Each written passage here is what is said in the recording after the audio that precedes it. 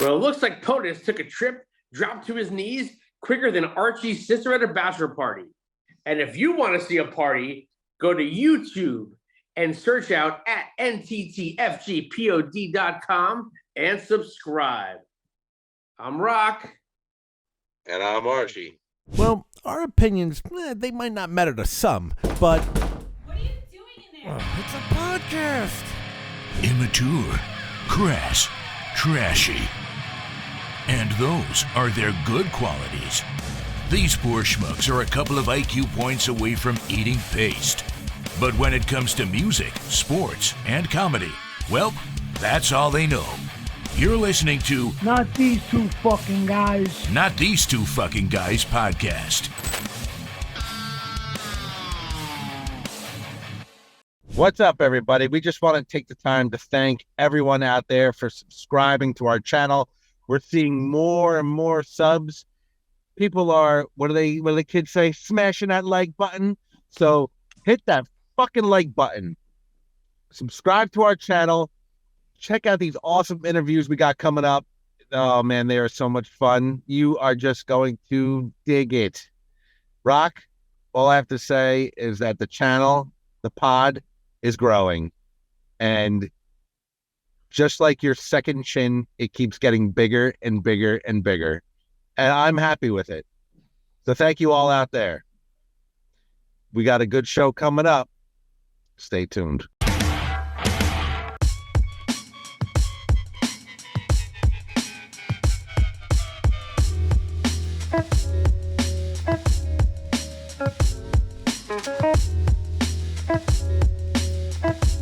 What you got, Mike? What is that? This? Yeah.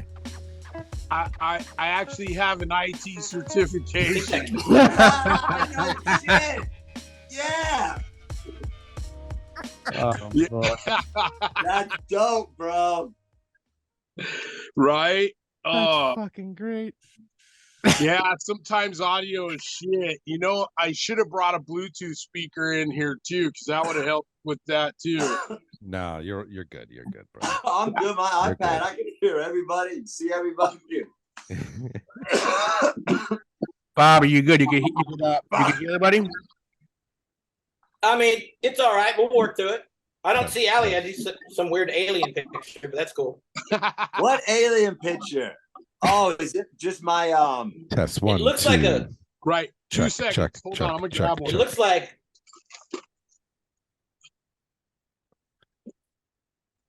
Is it two dogs taking a shit in a field? I might have to go to Civilization next time. Where are you, bro? Oh Where- my god. where are my you? dogs I so can see. I have one dog taking a shit. Yeah, I got dogs taking a shit on my thing. Fucking dogs are gross. Bobby, where are you? I got them. Am I gone again? No. Where do you live? Where do you live? Oh, I'm in Texas. I'm in like between Houston and Austin, out in the middle of the country, on Gotcha. 50 acres, like way country. Way country. Yeah. There we go. I pee outside. I don't wear shoes or shirts unless I have to. That's gross. Yeah. I never wear a shirt, but you gotta not pee outside. That's disgusting. Yeah. I only pee outside. Nah, bro. That my Makes dogs me will I step feel in it. free. You know. That's disgusting. You could be free and clean. The I live in best- the middle of the fucking desert, dude, and I never ever pee outside. the best is no shoes, no service, right? No shoes, Yeah, no I shirt, got no no service. shirt, but I gotta wear shoes. There's a lot of little stickers. I forget what those things are called, but they get in my mountain bike tires. They get in my dog's paws. They get in my fucking shoes. These little, I don't know what they're called, but they're in the desert here. Man, they'll kill your shit. They're terrible. So you gotta wear shoes. Bobby would die out here. Well, you know, you were out here near Troda. Yeah. You remember that show at the Troubadour when I got electrocuted? Had to go to the hospital? 100%. I remember that. When I had no shoes on? And you kept playing. You fucking got zapped a couple times and you kept playing. Now that's rock and roll right there. I never wore shoes on stage ever, or shirts for a long time. And I was running around on stage. Water had been dumped everywhere. And I stepped in some kind of water with a live wire. My hands froze up like this. And I just didn't know where I was. I was being electrocuted, full on electrocuted. Hold on.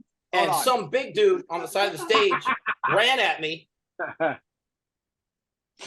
Bobby, and what do you football mean hit water me got and on cracked the my stage ribs and threw me to the other side of the stage. It saved my life. Bobby's the one who dumped Well, the I fucking didn't, but, you water know. on the stage. He was singing, and he always had water, and the fucking guy's running around on the stage like this, blah, blah, blah, blah, in between songs. It's fucking throwing water. Water didn't get on the stage. Bobby threw water on the fucking That shit stage was nuts. and electrocuted Oh, himself. Like, I got. I'm suing the insurance company. I know, right? Dude, it was bad. My hair was spiked up for 3 weeks with no gel, just natural. Ooh, yo, Allie, That you was got that? fucked up. You got that sticky icky, son? Oh my god, dude, watch this. But Allie keeps. It's What do you- super good, dude. It's like it's really can't smell that. I can't looks even like see it. that looks like the Smell it, devil's bitches. lettuce right there, son. Yo, Roland. I can't even see it. Yo, Roland. My Mhm. man. Nice, good for you. Yeah, man. I've told you I'm in the middle of Oh, the yeah, desert. You yeah. gotta do something. And I'm laid up. I Roland's got all fucked up. What happened? You went outside with no shoes on? Dude, no, never. I was actually outside here in my house in a big fucking concrete block, like was put up against the wall. It's about 120 pounds. And it literally just went, I pulled it a little bit to put a hose behind it. Pretty punk rock, right? Very punk rock. And it fucking fell down and just scraped my fucking leg. I mean, just ripped it up. Totally. Yeah, it's disgusting. I'll show you. Hold up. Let me get a photo here. Keep going. Oh, here it goes. Now that's when it got a little better already. There's that shit. Pretty gross. No. It looks nasty. Oh, Nice. That is meat dude. lovers. So they had to wrap it up and say stay off it. So Meat. meat lovers. Oh, Yeah. Christ. Oh yeah. That's nasty. Fucking Yeah. ouch. So Yeah. you and Mike are both in California? Yeah. Yeah. What part? Close to each other or different parts? Few hour difference. I'm in San Diego. And I'm in like Mojave Desert near the town of Mojave in a place Right. called California City. Really small. Well, it's large, actually, third largest city in California, but only by land. There's only like 10,000 people here. They say there's like almost 14,000, but there's a prison here, so they count them too. There you go. But yeah, it's real small. We have no major supermarkets. We only have, they put in an asshole Starbucks, of course. I don't know. It's crazy out here, man. It's desert. I don't have neighbors really, you know. It's like middle of nowhere. Not Bobby middle of nowhere, but desert middle of nowhere. Like, Yeah, it's crazy out there. like Scorpion, middle of nowhere type shit. Well, no, actually, Yeah. we have Yeah, for sure. a lot of coyotes, and we got like rabbits and Snake. I don't know, some weird birds. I don't know. Yeah, hold on. Yeah, I can show you that shit. Easy, bro. Don't hurt your hoof. Look, Desert. nothing. Desert. Desert. That desert. Yeah. There's a house over there, and then there's one over there, and that's Oh, about it. wait. Go back. Yeah, is that dude making meth over there? No, Oh, no. There's an Yeah. outhouse. They're actually they're God. building that house. It looks like no, it looks like Breaking Bad to me. That's why. They're building that Yeah. house right now. So It's his religion. He's Methodist. I think. I know, right? Got him. Hey, Damn. Oh, I can see you, Allie. oh, there you go. Did-em. Well, thank you guys for coming on. We appreciate it. Again, I'm Archie. That's Rocco. I guess I think Bobby. I've been talking to Bobby. Yeah, I'm talking to Bobby. Mm-hmm. Yeah, nice. I'm gonna do a little intro and then we'll get going. Even though we got going already, but we'll edit it. Yeah. All right.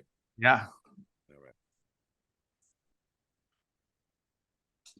Yo, Rocco. What's up? Oh, my man. Yeah, we got a show tonight. We got a couple characters on tonight. Yes, we do. So check this out. I'm gonna throw out a couple words. Ready? Are you ready for this, Rock? Yeah. Shattered. Unstable. Down. Now, granted, don't get it twisted, dude, because these are the names that your ex-wife used to call you. Oh, But it's different. These are the songs from the band Level. Welcome to Not These Two Fucking Guys podcast. Bobby, Alan, and Mike from Level. What's up, guys? Hey. What's happening? Yo. What's up, brothers? How are you? Yeah, good, man. Good. Things are happening. Well, before we officially started, we definitely got into it a little bit. You know, you guys are out in the fucking desert. Yeah. Fucking who's got a bum wing? Who's doing IT? Yeah. Bobby can hear us. I think Mike, basement. Mike, you said you're from San Diego. I hear that's literally like the nicest place in the entire country to live. Well, it used to be. Now that the homeless have made it down here, and that the guy running the state won't fix the road, so he charges $7 a gallon for gas, telling us he's going to fix the roads. We got the worst roads in California. Oh, $7, and I thought because we're in Jersey, bro. So Jersey, New York was like. We were up to like 4 and change at some point. We were like, what the fuck? I wish it would be 4 and change. Yeah. Yeah, but see, 480 is about the cheapest right now. And that's all. It's insane here, man. It's insane. That's how they get you and condition you to thinking that $3.50, $4 is good because they'll raise it up to 7 and then when it goes back down to 4, you're like, oh wow, we're really saving money now. Yeah, like right now it's 5 and change because I got to use good gas in a nice car, and we're almost grateful that $50 and I'm to LA and back a couple times. That's it. So crazy. Damn. Yeah, it's nuts. I would get a fucking Schwinn. Yeah. I would get a nice little basket with a bell. Yeah. Bro, I got a Jeep. And that's it. I got a truck and I got a Jeep. My Jeep Wrangler gets about 9 miles to the gallon. So I only drive it here in my little town and out in the desert here, man, because that would be insane to take even 40 minutes away. It would cost me $35. It's crazy. Yeah. Right. Anyways. How about you, Bobby? How's life out in Texas? I go by horseback, so I don't got to worry about it. I'm donkey. Who tried to horse jack? We've got 4 donkeys though, but we had them. Now we don't have any more. They're across the street, but are they yours? Like when you check your mail, there's cow. Well, they were ours. Now the people across the street got them, so we're getting some miniature donkeys now. Gotcha. That's awesome, man. Whatever those look like, I don't know. You got any goats? Oh shit. Matt. Can you hear us? No, they got eaten by the coyotes. The coyotes eat everything out here. Yeah, there's coyotes around here big time also. That would scare the shit out of me. Yeah, that's fucked up. If I lived in Texas, one of the ladies in our town, I'd be out shooting all the time. I'd be killing them fuckers. Yeah, people do that. You can hire people to do that. They'll hang out on your land and do it for you. Pretty crazy. Yeah. Oh yeah. Yeah. Yeah, I've heard of that. That like if you have a big problem, there's certain hunters that will come and get rid of your problem. Yep, it's conservation. Yeah. Yeah, if you play loud music and have lights on, like in a barn, I turn the music on and the lights. They don't come around that shit. They don't come around here because they're nervous about my place. But so they go to the place. I'm not built for that. I'm scared of like New Jersey like squirrels that like run around and like dart around. I saw a coyote, I would shit my pants, basically. Yeah. Nice. Yeah, New Jersey, man, different planet. Yeah, all together. I mean, opposed to California, I travel a bit because my kid plays hockey, so we see it all. It's kind of weird, and then we get back here, and even California is its own planet now, though. I mean, I seen something on YouTube today, and some people are making it okay to like kids. It's weird, dude. Fuck it. Yeah, California's fucked up now, man. I feel like I don't know why. I feel like in 10 years, California is not going to be part of the U.S. anymore. Like they're going to like secede to like be like their own little country or something. I don't know.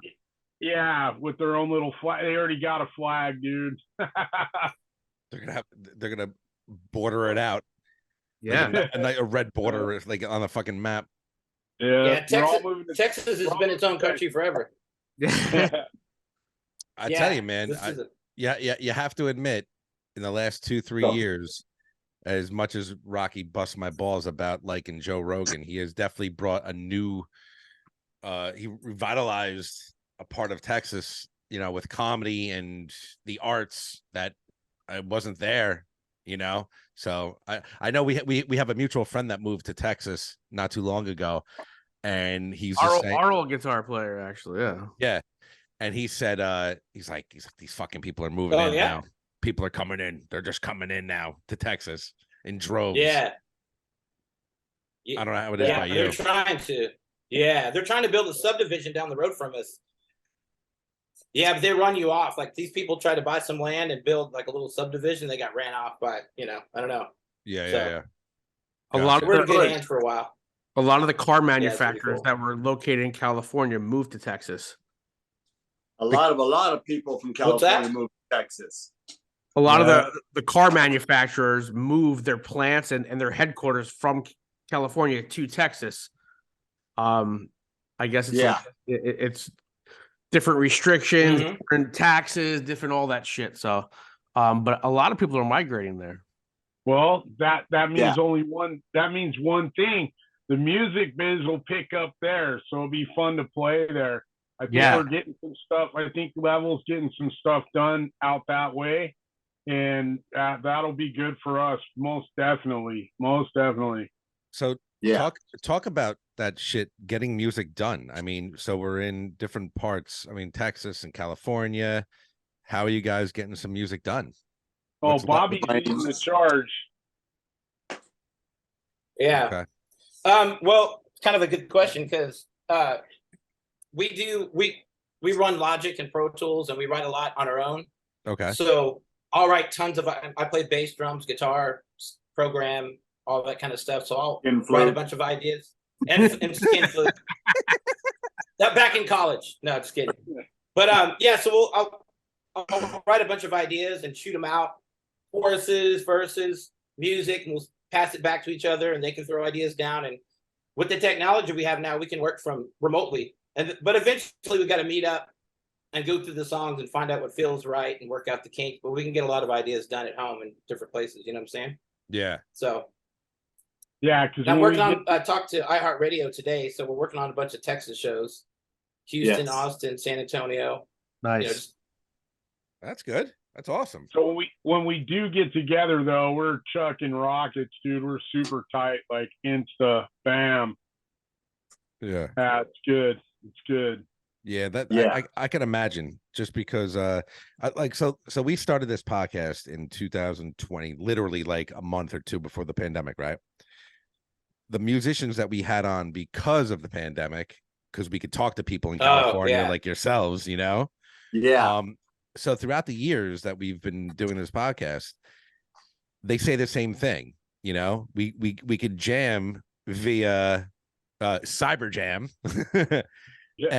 But there's nothing like getting back together. You gotta get back together for that feel. It's just that feel, right? Because it's missing. As much as you could write, you'd be like, I got a chorus, verse, bridge, got it. This is what I want. These are the notes we're going with. Mm-hmm. But when you step into the room together, it's something different. Power. Correct? Yeah. Yeah, I'm a live guy also. I like playing live. Writing recording's fine, but I have to be live with guys in a room or in a club or whatever. And it's got live. I have to be live or else I don't feel shit. It's weird. Yeah. I think the advantage now though is like Arch, we would go into the rehearsal studio and you're starting at like at 0. Yeah. Right. And then, you get in the studio, we fuck around, we're talking, we're bullshitting, we're this and now this idea, that. Now it's like you guys don't even get together until the stuff is refined. So you're at like 3.5 before you even get, out of 5 before you even get in the room. That's kind of what's going down right now. Mm-hmm. Yeah, because one of the other guys, the guy that I was replacing, great guitar player, Ed Ferris, man, good writer. When he's helping, it's like super better. Like, I don't know even how to put it. Better. Yeah, because Bobby just jives with dude like right away, instantly, and then we get stuff cracking. So we've gotten a few pieces and parts from him already that are really solid, dude. Like, yeah, really, really. Yeah, really actually, the second level record that we were working on, record we were working on ended up being the Edema Kill the Headlights album. Ed and I, when we signed with Epic Immortal or whatever, they came to my house and went through all my hard drives, thinking we had no music. Right, the FBI or the record and company? There was just files like hooks, choruses. I mean, like files. So that's what it felt like, bro. That's what it felt like. And he was like, "Yeah, man, let me see this." Digging through my stuff, and I'm like, "Cool." He's like, "Let me get copies of that." So he left with all copies of all kinds of stuff and dug through it with who, God knows who, and then called us up and he goes, "Hey, man, we want this one, this one, this one, this one," and just pick through them all. There was hundreds in there, and just refine these, and that'll be your record. And we kind of tried to push some other songs, but we pretty much had the record done when they came over, for the most part. All we had to do is get in and rehearse for like a couple weeks and try some things. But that's how they did it for that record. So, and then they released it. So all that time didn't go to waste. You know what I'm saying? That's good. Yeah. So but they're sneaky little fuckers,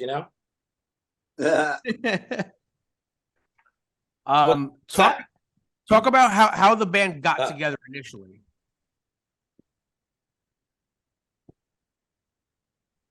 I think we have a lag. Ed and I started writing together. Ed and I, the guitar player, started writing together at home and wrote an album's worth of songs. And literally, we went out fucking to the Sunset Boulevard and hanging out because we were in Hollywood. Yeah. And just our stomping grounds, the Rainbow, the Whiskey, the Roxy, the Viper Room, all those places. And it's a big city, but it's a little clique, as you guys know, being in the music scene. Yeah. I mean, even if you're in a big city, you see the same people everywhere you go that are in that clique. Yep. So it took us about 2 days. We just started picking people out, and we just already vibed with some people, went and rehearsed, and pretty much had an album done within like a week because we'd already written the music, just fine-tuned it. And then we did that whole thing for a long time. Then I ended up joining Edema. Then I got into Crazytown, and now we're back to doing LeVeL again as well. So it's kind of made it full circle, I guess. What? Yep, I'm the new guy. What up, new guy? Just so I know, like, give me a time frame, like when you started out recording this demo or this album, first LeVeL album. 2004, right? Wasn't it? 2000. Was it? Yeah, early 2000, 2003, 4. Yeah. Then we got a deal with Sony, a distribution deal and marketing money from Sony. And then they got us immediately. They hooked us up with. Remember, Alan, we were playing with Body Count, Ice-T's camp.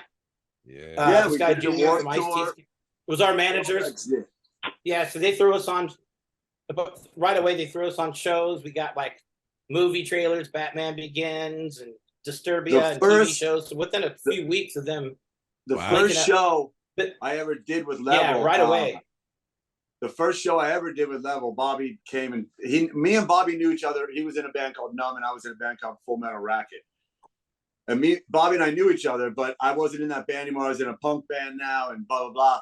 He came over because we know each other. Like you said, it's the biggest small town in the fucking world, Hollywood. Yeah. So he said, "Hey, you're gonna play bass for my band," and blah blah blah. And I was like, "I don't know about that." I said, "All right, let me hear it." And it was fucking dope, of course. And I was like, "All right, cool. I'll play bass." And then my band got mad at me and went to Arizona, whatever. But then the first show I ever played with them, was with fucking Body Count at the Key Club. Wow. Yeah, we opened up for Body Count. Remember? Now, let me ask you this. I don't know if it's an interesting answer or not, but when somebody just says, "Yeah, we got a distribution deal with Sony, and then we moved on," then we don't. But there's bands like me and Rocky that never even get that far. That never even get a distribution deal. Like, how do you even come up with a distribution deal? Is it even like, did you get somebody to hear your shit and they were just like, we want it on a spot? Or can you let us in a little bit on the inside of that? Well, I'll tell you exactly. I'm a hustler. Wait, hold on. Wait 1 second. Like Mike started real quick. There's a lag. Hold on, Bobby. 1 second. Yeah, I've gotten a couple distribution deals. It was a lot of hard work, really good music. And like I did one with a melodic death metal band, and that one I had written the music in England because I lived in England. My wife's from there, my kids were born over there. But when we got back, I got a European deal that was distribution worldwide, physical and digital, and really it's there's a little trick, you know. You really gotta hone it in, make sure it sounds super good, and then shop, because I did get a deal from Code 7, which is the biggest distributor in Europe, and the contract's like this thick. Yeah. But Code 7, and same with the last label with my other band, the Code 7 distribution deal. So it's not hard, man. You just got to get it out there and then get yourself to work. That's the main thing. People think, oh, I signed a deal, and they think it's time to kick it, but it's not time to kick it. It's time to go to work, not go to practice. You see? Yeah. Yeah. See what you did there. But Bobby, though, Mr. Magic over here, you know, he obtained some deals from some big major companies. So he'll have to tell you how he did that. Please do. Yeah.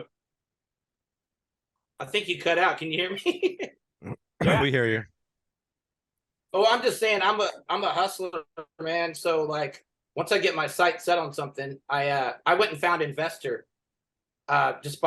We started playing the scene, and we had a good following, and we packed it in everywhere we played. We got to headline. So our organic following in LA was big, good, and solid. So they were you're in that clique. They're around everywhere. And I got an investor involved to help us make the record before we did it with Sony, before we got the deal with Sony. So we had everything done. I mean, we were producing songs, sounding great, packing clubs. And then I started, I started hitting out of town places like where Edema and Corner from, Bakersfield and all the surrounding cities.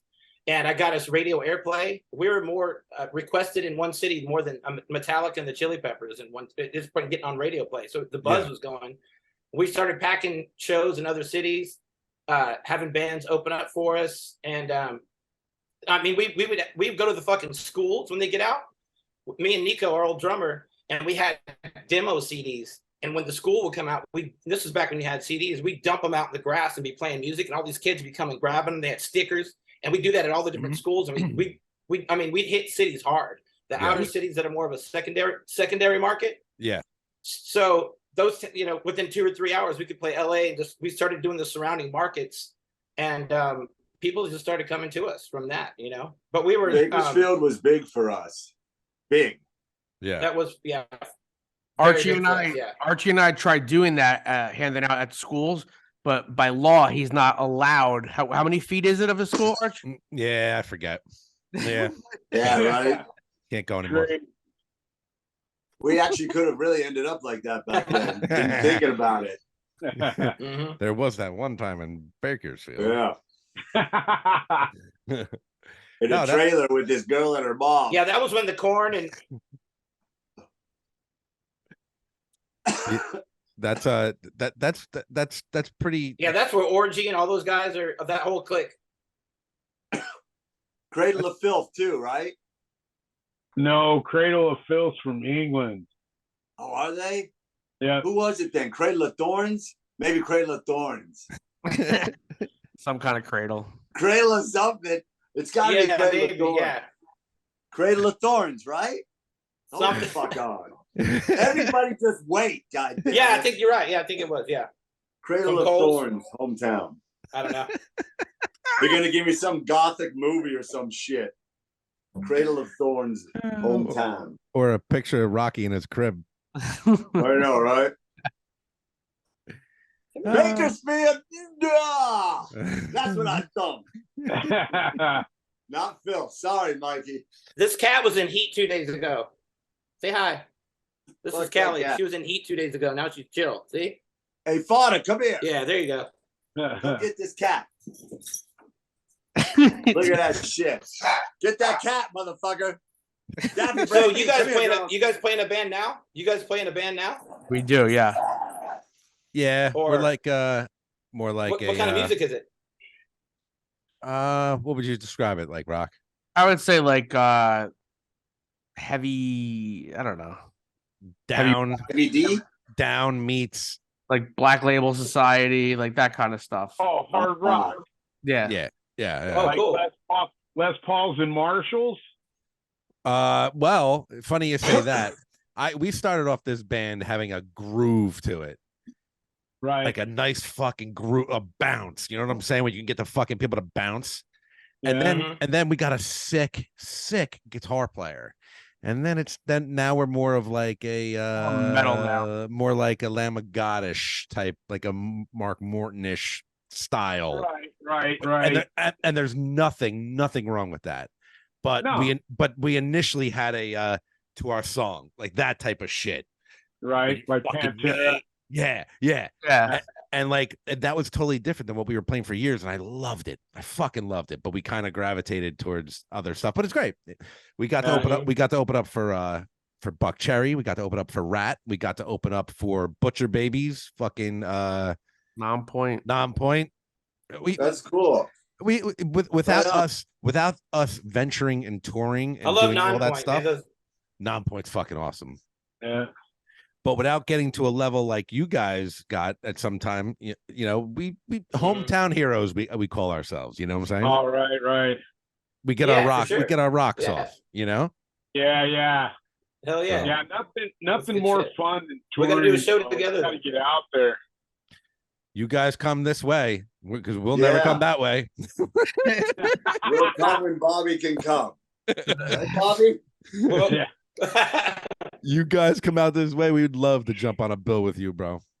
So like it's funny you guys. Hell yeah, we're gonna do that for sure. What's the best club in your town?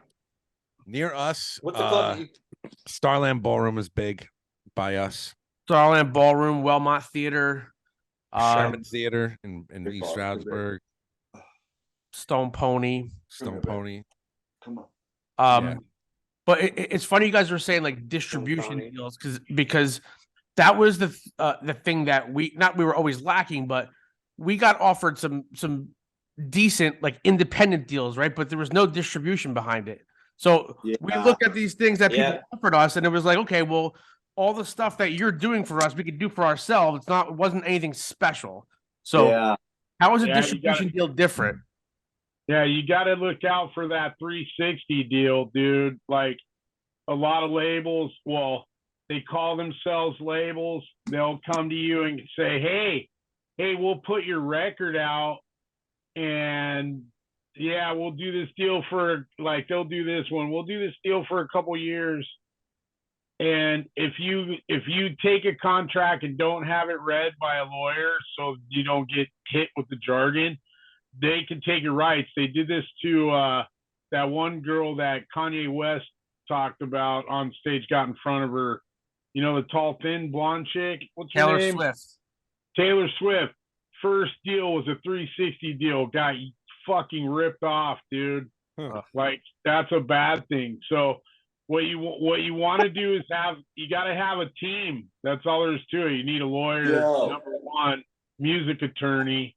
Yeah. And I have a guy that I met through another friend in Minnesota named Ron Beanstalk, and that dude's like, he's like, That's fucking gross. You're slobbing. He's Allison Chain's lawyer, a few other big bands. But he don't mess around, dude. He gave me some free consultation. I mean, he gets straight to the fucking point. Yeah. Because his time is money, so he don't fuck around. And he's super fucking expensive when it comes down to it. But having a lawyer before you go into any contract's probably the best thing you should do, man. Got it.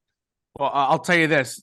Don't feel too sorry for Taylor Swift just yet, because she just we're from New Jersey and she just sold out Giant Stadium for like 4 nights in a row. I saw that. Fucking 80,000 people. So I think she bounced back pretty well from it. Yeah. I was gonna say her guarantee. Her guarantee must be ridiculous. I mean, just to seal the show probably is like 40 grand, dude. All right. Yeah. Listen, I'm getting bored with business talk, so I'm sure nobody else wants to hear it unless they're fucking lawyers. Let's talk about something fun, goddammit. Yeah. Like ripping the roof off. Let's talk about what happened with Bobby. Let's do that. Oh, fuck. All right, there's our segue, Arch. Bobby Reeves, please report to the spotlight. My boy. I love that guy.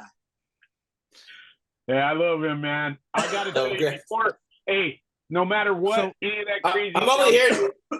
He's the best singer on the fucking planet right now. Bam. There you go. Yeah. Right on. So, Bobby, anything in the news lately? What the fuck happened? What the fuck happened? Anything in the news lately? Woo. Oh, man. I can only hear part of what y'all are saying, so I'm going to say it.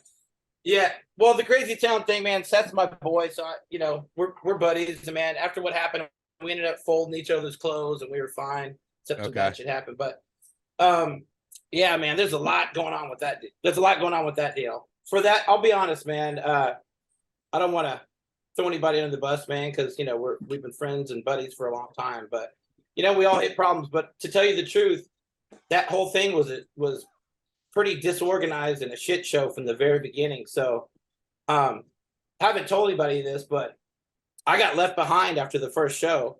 Ended up getting rides to the venues and getting my own rooms and hanging in there. Just, dude, I got left, and I'm just roll with it. 'Cause rock and roll, bro. But I just pointed, got rides to places, got my own rooms, paid for my own stuff, and figured we'll just get it later. It's just a little hiccup in the system. We'll figure it out. Played shows. Had to do some of the shows by myself with nobody showing up, without him showing up. But he was going through his situation too, so it's all good. And I was just being supportive. And then at the Myrtle Beach show, he wasn't able to make that one either. And I guess, it kind of got chaotic. Not only had I not gotten any money, but I had been spending money. And again, I'm not talking bad about anybody. I'm just telling what happened. Yeah. So I'm in the dark about what's going on. And somebody had told Seth that I had all the money. And I talked to the venue owner after this happened, or one of the main guy. His name is Trip. Okay. I called him and said, "Hey, man, this is after the fact." I said, "What happened that day?" He goes, "I don't know, man. No one had gotten any money at that point. So little rumors had gone around that somehow I had some money that I didn't have. Not only not from that show, but from no shows, and had been spending my own money for the whole thing and getting my own rides to venue. So it was chaotic, and I was just going with the flow, trying to make the best of it.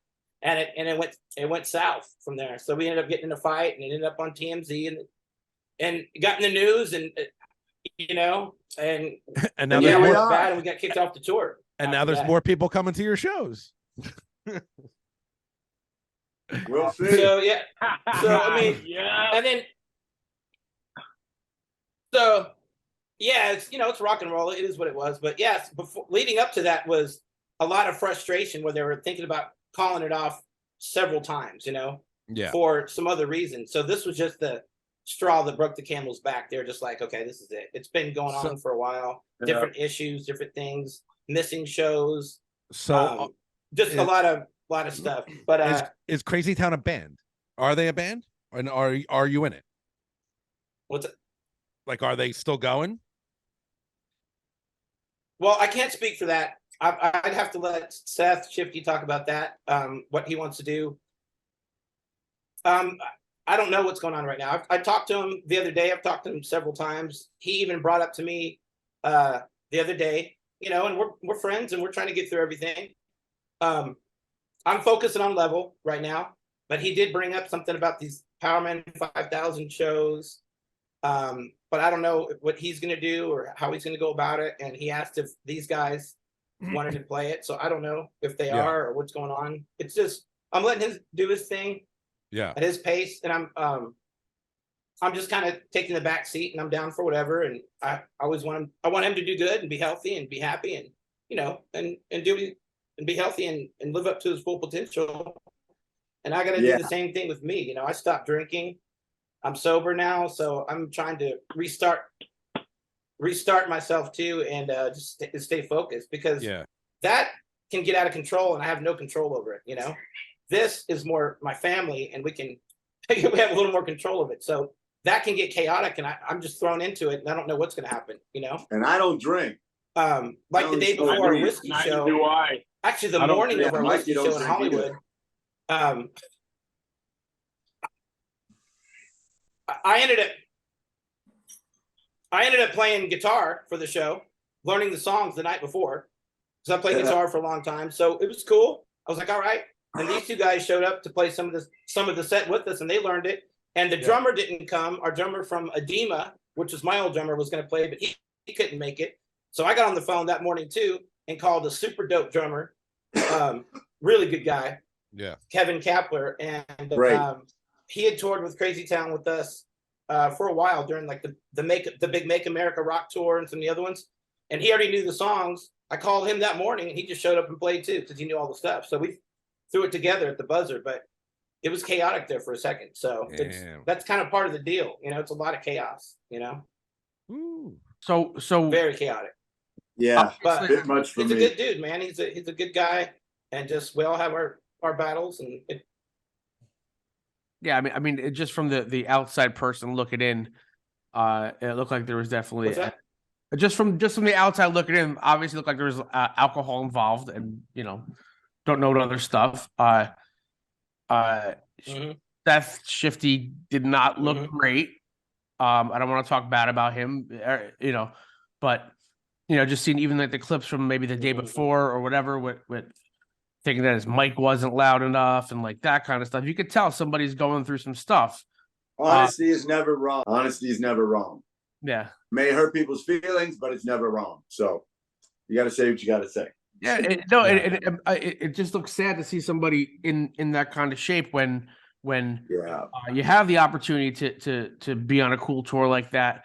But you were saying that some of the other guys in the band didn't show up for stuff too. Like that's the part. There's been a lot of band member changes and set songs changes and a lot of changes. You have to be on the fly because of the situation. So I would just go there and just try to roll with the flow the best I could, you know. And sometimes it goes great, and this is the only time that it didn't. But you know, I mean, when we did the Make America Rock tour, you know, we were doing big shows. You know, we were with who was it? Saliva, Alien Ant Farm, and I think Drowning. I forget who was on it, but those shows went great. You know, we were there and we were tight, and I don't know. It just there's a lot of band member changes and a lot of little bit of chaos that you have to put up with for a while, and either you deal with it or Bobby or don't. Bobby you know? handles that shit. So Bobby, I don't know. It's kind of not my thing to make. Bobby, I've known Bobby since back 2000, early 2000s, late 99s, actually. I don't even fucking remember. Yeah. But he's always made shit happen. Even with this whiskey show we did with Crazytown. Like I said, he got me and Mike on. We did 2 songs because, you know, we had to learn really quick within a day or two. Fine. That's great. So Bobby put it all together. He kept everything together that day, you know. And again, with a lot of the tour, you see the videos, you know, it's not talking shit about anybody. I'm telling you, Bobby gets shit done. It's fucking great. Even when he called me up for this band, he said, I got this guy, Mike. He's in San Diego. He's fucking great guitar player. I jam with Mike now. Fucking fit perfect. Bobby knows. I don't know. How does he know? Fucking, he ain't Ali Dalmas, but He may be Bobby Damas. Who knows? But Bobby gets shit done. Bobby don't fuck around. So he's doing right now. We're getting this Texas thing. We're going to try to get this Texas tour done. Because Bobby doesn't want to leave Texas at the moment. Yep. Very grateful for this guy, though, for sure. Yeah. I got a little bit of. I was going to say the best thing now is he's stopping the alcohol, which is you're going to start seeing this guy shine. It's good. It's very, very good. And like I said, well, you guys don't even know how I found this guy. I was looking for this guy for 3 years for my band called Freak Show, which is a new metal type 7-string low tune Mesa Boogie, boom in your face. And I was like, this is the only guy. I need this guy. And I hunted him down. I couldn't find him on Facebook. Isn't that crazy? And then one night out of the blue, I showed my buddy a video of Down, and I go, see that motherfucker right there? That's the baddest motherfucker. I need that guy in this band, dude. Fuck, we're not going to go nowhere without that dude. So I go, let me see if I can find him. And fucking A, I found him. And then I was like, no shit. I just said, hey, bro. Yeah, like I didn't know what to say. Like, what do you do? Fanboy the guy? Or do you just have a normal conversation, right?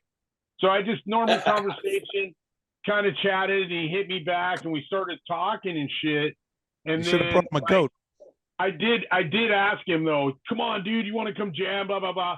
And he kind of didn't listen to it. He was just like, Bobby's cool, man. He knows what he's doing. So a few months later into it, he goes, hey, man, you think you can learn these songs? And I was all, yeah, totally. You kidding? He's all, yeah, okay. Well, learn this song right here, make a video of yourself playing it and send it back to me. So, dude, it took me about 15 minutes. I was all, I'm already at the bridge, bro. I got to go back to work. And then I came home, finished it, recorded it, boom. And he's all, fuck, right on. But I was on a guitar that was tuned a step lower, and I learned it. So then he knew right then, okay, this guy can play guitar, man. And then he goes, hey, you want to play a show? I go, with LeVeL? And he's all, yeah, dude. That was like, fuck yeah. Are you kidding me? Fucking of course. Fucking, fuck yeah. So for me, it was like one of those things because I found this band kind of on an accident. Yeah. And when I heard Down was the first song I heard, that shit blew my brain out because, writing for radio, writing for people to buy records, that's a whole different subject of songwriting. And that shit blew me away so much because I'd been doing this for the last, 6-8 years or so.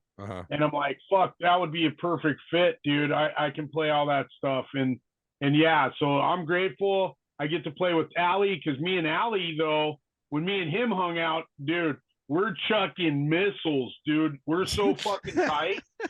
I'm not even joking. It's really good. And then Roland and Rick, also the other two guys, it's kind of we have some crazy chemistry. Allie. That's all Bobby though. That's all Bobby's fucking. And those guys are from Crazytown too, which is even crazier. Oh, okay.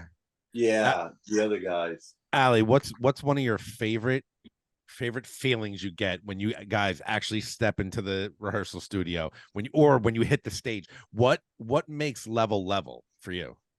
Unstable. Well, I don't know. I just like playing live, and me and Bobby together on stage are fucking amazing. And then with Mike, I mean, fuck, dude, the guy's just killer on stage. He's all Mr. Metal fucking, and we're a bunch of headbangers. So yeah, like clicking with people on stage, that's really, and our drummer Roland, I fucking love playing with him. I did some shit with him in another band, and but just clicking with dudes on stage. And then of course, LeVeL brings some crowds, so that's always fucking good, Yeah. But again, like I said, I'm a live guy. It's the only reason I play. I fucking grew up first with Kiss when I was a kid. I'm like 100 years old, but so I've always been big into stage shows and shit, and just like really bands that don't just fucking stand there. I always went. And when Bobby, before I was in level and there was a level. He was in Numb and I was in Full Metal. We'd play together. So, and he never wore shoes, the fucking guy, hippie. He's like, yep.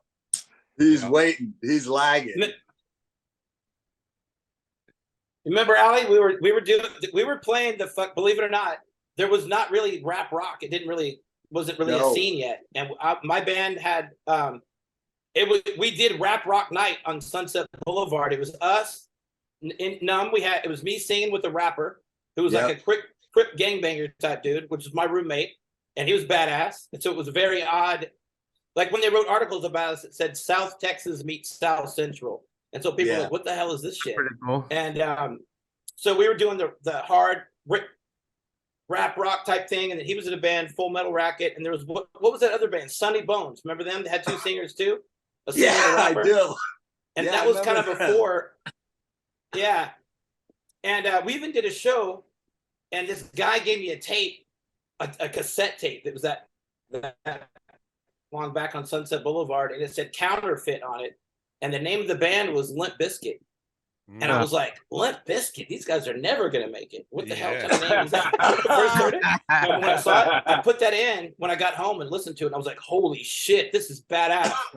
I was like, damn, these guys are, and I didn't even watch them play. I think they played earlier. I don't know what it was, but that scene had just started. You know, that whole vibe, the new metal, rap rock kind of thing had just started to blossom. And we were doing House of Blues and packing it in. And we had managers and all that kind of stuff. Yeah. Didn't we have the same management? They were on our ass at those Bobby? times. So, didn't we have Proud Mary together? So. We had Proud Mary management, right? Yeah, we both remember? Yeah. Yeah. She took on all the rap rock people. She was like on that scene. We just had on a. She saw that scene coming before it was blowing up. Yeah. Not too long ago, we had the band Taproot on. Yep, I remember that. And there was a funny story on how they pretty much turned down like a demo deal with Fred Durst and Interscope because I forget which System of the Down got them to like come to our label. We'll give you an album deal, like, you know, so however they worked it out.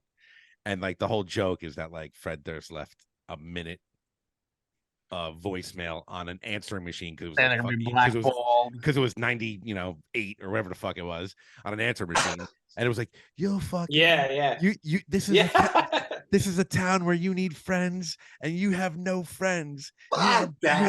You're blackballed. You'll never work hate in that shit. But that I know that's a funny story. But undeniably, $3 Bill Y'all is a fucking great album. So like that is just I think it's a great album. Yeah. I'll deny it. Yeah, I don't like a lot of shit, man.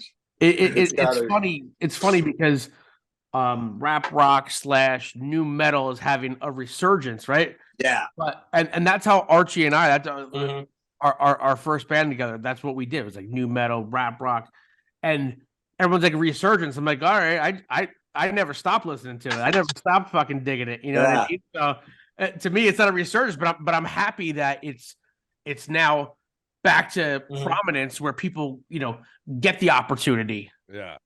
So that's it. I was just talking about that last night, I think, or maybe today. I don't know. Maybe it was with Bobby today. I don't know. But I'm higher than a giraffe pussy right now. I was talking about how, like, I was talking to my friend Jen. He said every 20 years, you know, when in the 2000s is when the 80s shit came back first time. And I'm thinking, okay, our album came out in 2004. That's 19 years ago. So that type of shit is coming back now because we weren't, you know, again, we were like in the middle of it, a little late maybe, but right in the middle to late of that thing. So, but that I don't know. There's I don't know what you guys listen to, you know. I listen to everything, literally everything. Literally everything. But, I think we all do. But like newer bands nowadays that I kind of try to keep my ear out a little bit, like From Ashes to New, Devour the Day. There's bands called like Hollywood Undead, I think it is. Like that's all rap, bro. It's all rap. That's not new though. No, well, newer compared to what we're talking about. Dude. I hear you. I listen to like Highly Suspect and fucking they're good. Royal Blood. I went and saw them a while ago. Highly Suspect sucks live, but their fucking albums are the best. I love those guys. I think they're great. And Royal Blood is just a fucking kick-ass rock and roll band. But I grew up a punk. I'm a big New York Dolls. I mean, I got the Dolls tattoo. I got a fucking Ramones on my back. I look Dead Boys, just punk shit. But when it comes to bass, I've always, I've liked everybody from Lemmy to fucking Geddy Lee. Again, old shit. I'm an old guy. Who cares? But I like all that shit. And there's a lot of bass players I like, and I don't even like the band. I'm not a big fucking. Well, actually, I hate the singer. But like Rage, the band's fucking awesome, but the singer, I can't stand his voice. Another band, Korn, not a fan of the singing, not a fan at all. But the music is badass. Yeah. But it's just not my taste, I'm more of a Steve Bader, Lords of the New Church kind of shit, I like, and I'm a lot of the goth shit too. But again, bass playing, I've always been open to everything. I've been in every kind of fucking band in the world. And like Bob was saying about Full Metal Racket and Numb, we got all of our ideas pretty much from this Judgment Night movie soundtrack, where they would put like Faith No More and Biohazard with rap band, Helmet and House of Pain. Exactly. What's the fuck up? So that is where we got most of our shit from. That was more us. Numb was different than us for sure, but still in that kind of same vein. You know what I mean? Yeah. Now, I mean, one of my, I fucking love E-Town Concrete. I don't know if you've heard of them. No. They're from Elizabeth, New Jersey. Yins are from back there. Shooty's Groove. I know they're old and done, but they're one of my fucking favorite bands, dude. And wow. Yeah. If you listen to Mike, you might like them, bro. Fucking just give them a listen. Like 97 they came out. And they're from Elizabeth, New Jersey, E-Town Concrete. They put out maybe like 4 or 5 albums. Time to Shine's like their biggest fucking hit album. But when you talk about hardcore rap rock, those are the motherfuckers that were they pretty much if Hatebreed was a fucking rap band almost. Yeah. You know what I'm talking about? Like that type of shit.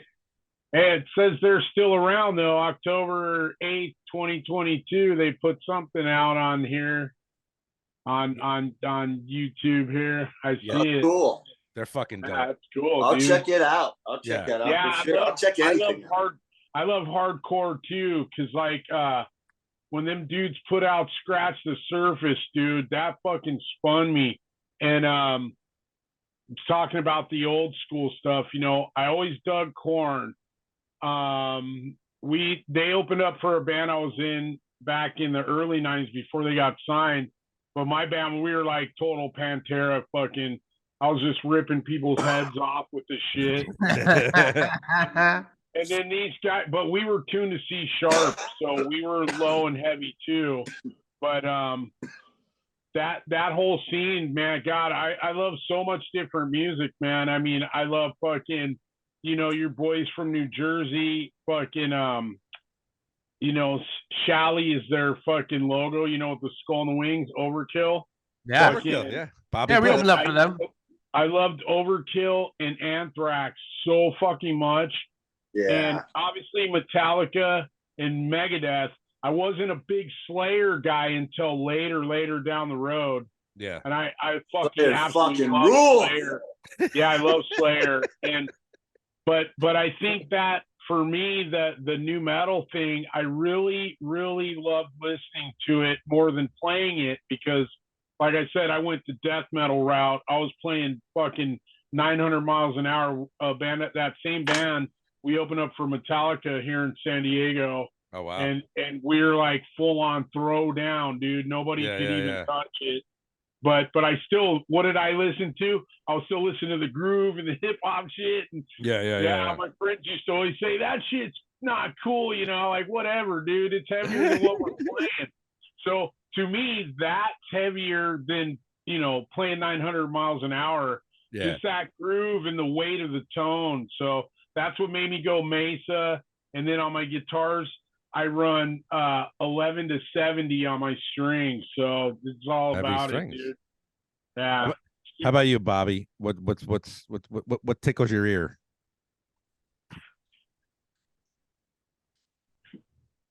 Well, for me, man, I'm a huge hook guy. I like melodies, so the rap thing is not going to happen in the level scene, the new level music. Maybe a little bit of that influence, but I'm like Alice in Chains. I'm an Alice in Chains guy. Like I love harmonies.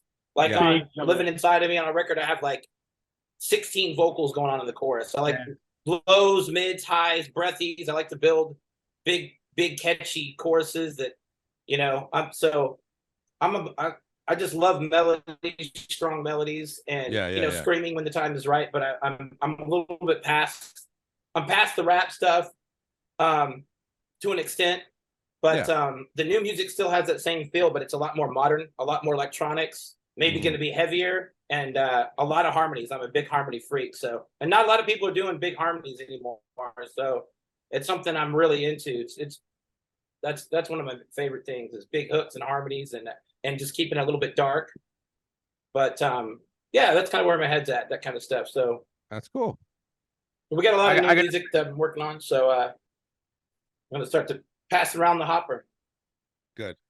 Your choruses are ultra catchy and melodies are obviously, as a singer, and that's what I gravitate to. So I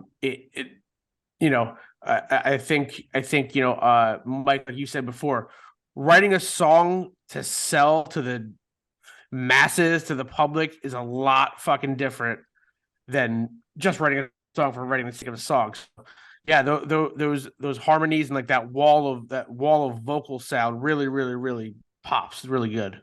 Yeah, big time. Once you start getting those types of arrangements down, you realize, hey, we need a really good singer or we're done. That's all there is to it.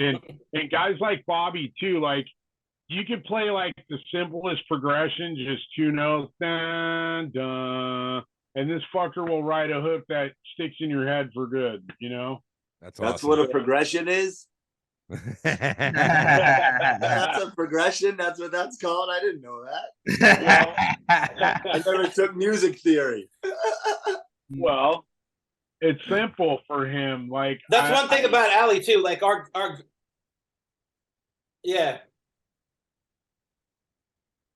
ahead. Ali brings that punk rock, that the blend of all of us together. Because Mike's super technical on guitar. I like my melodies. Ali's got that punk rock feel. And the drummer's got that bounce. With the blend of all that, just comes across dope. See, that's a nice way of him saying that I suck. No, dude, you're badass. See, that's what I love you, brother. This is what you call ingredients in a cake. So you got and I like, you know, it sounds like I'm joking around, but like honestly, when Mike brings like the technical shit, because you need that one guy in the band, or else it's. You know what I'm saying? And if you got that punk rock influence that like, I don't give a fuck I'm not saying what's in key, but I'm just saying like, I agree. Yeah. You could break fucking boundaries. Like I don't tell me I can play like that. I can play it however I want it. Yeah. Mike's got Mike's got technical, and then you Bobby brings all the fucking all the seasoning over them and just elevates the dish. You know what I'm saying? Yeah, when we got scientist.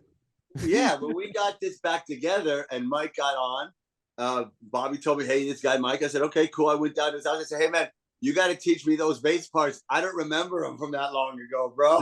I learned like 75% of them, but half of them were out of key. I'm like, I can't hear that low, man. I've been playing punk rock shit lately. I'm in fucking E. We're going all the way down to B. And I'm like, oh, man.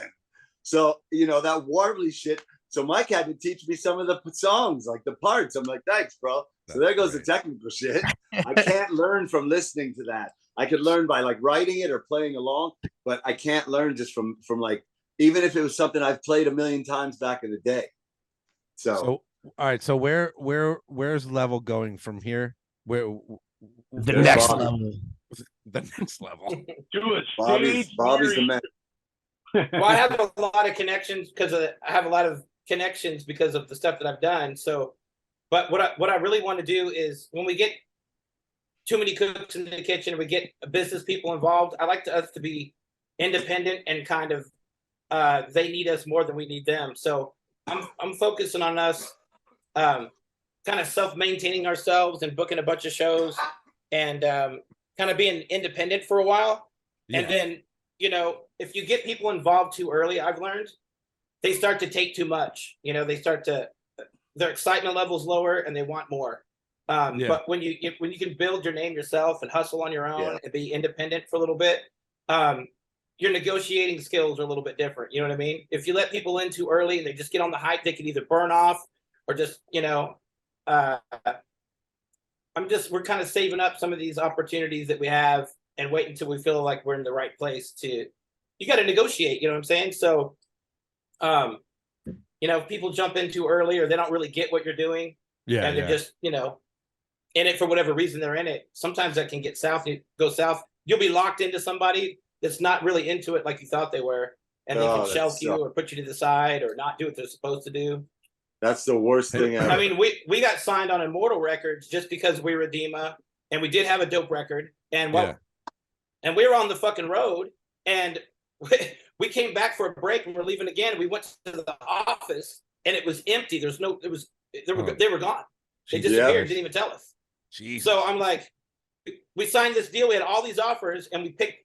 Yeah, man. I mean, we felt good about these people because of the background with Korn and Incubus and Cypress and all the scene that they were involved with, and they straight disappeared on us. You know what I mean? While we're on the road supporting our album, doing big shows. So that's scary, man. So, you know, when you sign or lock a deal with somebody, you gotta make sure they're in it for the long haul. I mean, sometimes it might be better to have someone smaller that'll put you at the top of the list than somebody that's bigger and put you at the bottom of the list. You know what I mean?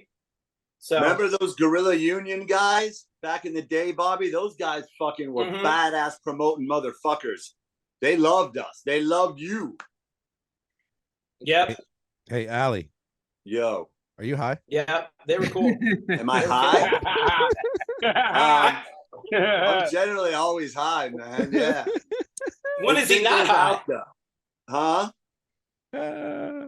I'm laid up with this fucking ankles. I can't do shit anyways. Not that I wouldn't be high anyways, but I would be out doing something in the desert, you know, mountain biking or walking with these dumb dogs out in the Jeep. Watching you this whole podcast, I got the fucking munchies. Yeah, right. Archer, you kidding? Wait, you're 24/7. I got some. I can't smoke in my house. Our old drummer Nico from LeVeL. He lives out here about an hour from me in Bakersfield, and I got some stuff when I went to his house. He had some stuff. It's that bubble shit. I don't know. It's just dab. Yeah, that stuff. Yeah, that stuff. Nice. So I light this up like a crack pipe. Or no, wait, with the fucking crack torch. And then I fucking smoke that shit. It feels very gross, sort of like a crackhead. Yeah, I'm not really enjoying that part of it. You're like a white pookie. Yeah, no shit, right? I'm all, So, all right, guys, thank you so much. Let everybody know where they could find you, how they can get in touch with you, and the tour dates. Bobby. Well, the website is levelofficialband.com, and we're going to list all the tour dates that are coming up on the website. So if they get on our mailing list, everybody be in tune that way. It's the best place to reach. Awesome. That. We're going to post all the dates that we're booking right now. Awesome. So it's LeVeL Official Band. I know that's kind of hard. If people can spell official, I don't know. Pretty easy word. We're also on we're on everything. We're on Facebook even, right? We got a link for everything. Facebook, TikTok, Grinder. Yeah, you name it, we're everywhere, dude. Hey, Ron Badillo. Remember Ron Badillo? What about MySpace? What about that? MySpace. AOL Messenger. MySpace was fun. Yeah. You know what? I have an AOL still. I still have an AOL that I just started a couple years ago. Don't forget YouTube.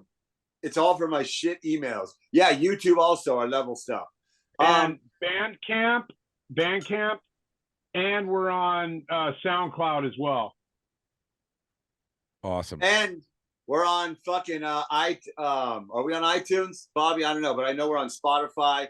Look under LeVeL. Spell it with a capital L, small iTunes, E, capital V, small iTunes, E, capital Spotify, L. All right, guys, listen, you Yeah, you guys seem like really cool dudes. We enjoy your music. You seem to have it all together, and we cannot wait to see you guys hopefully on the East Coast. Maybe we can jump on a bill with you. But we appreciate so much you guys giving us the time tonight. Yeah, man. Yeah, I'm from Pittsburgh, sure. so I'd love to go back Sure. there. For sure we will. Yeah. That'd be dope. Appreciate it. Awesome. I'll make it happen. All right. Heck yeah. Ali, Mike, Bobby from the band LeVeL. Check them out, guys. Good luck. Can't wait to hear some new music, and we'll talk soon. Thank Right you. on. Cool. All right, later. That, if you watch that whole interview, that was fucking LeVeL. I think they took it to the next fucking level. I did not smoke today, and I'm high right now from watching him smoke. He smoked the entire podcast. He actually put one down to light another one. God bless, bro. I'd be on Mars right now. Higher than giraffe pussy. Jesus Christ. No, he's cool. Those guys are pretty Oh, cool, bro. those guys are great guys, man. They really are. I forgot about half of their shit too, man. But like Shattered and Unstable, I remember those songs back in the day because I feel like I have them on a compilation from back in the day. I know I do. But I'm looking forward to their new stuff. That They was do good. absolutely catchy shit too. It is catchy. I thought it was fun. It was a lot of fun with those guys. Yeah. Yeah, no, fuck that. We're not gonna go see them. We're gonna play with them. Yeah. That's what I say. We'll see him from side stage. Yeah. With that being said, ladies and gentlemen, Rocco, what do you have to say to all the levelers out there? If you just heard us talking to LeVeL, you're running with the devil. Your shit's flapping back because you're disheveled. And when it comes to sandwiches, Archie eats fucking several. Then you just listen to Not These Two Fucking Guys podcast. Yeah.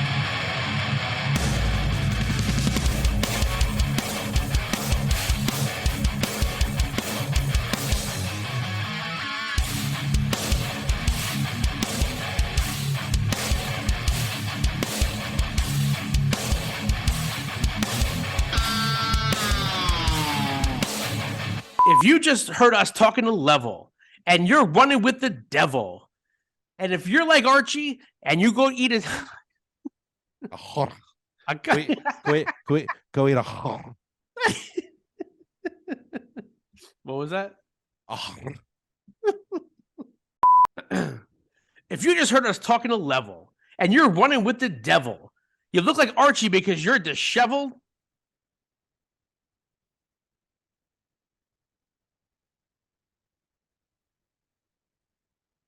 Chupa my pinga. If you just heard us talking to LeVeL and you're running with the devil, you look like Archie and you're fucking disheveled. God. You speak up though, like a little louder. Wasn't catching on the mic.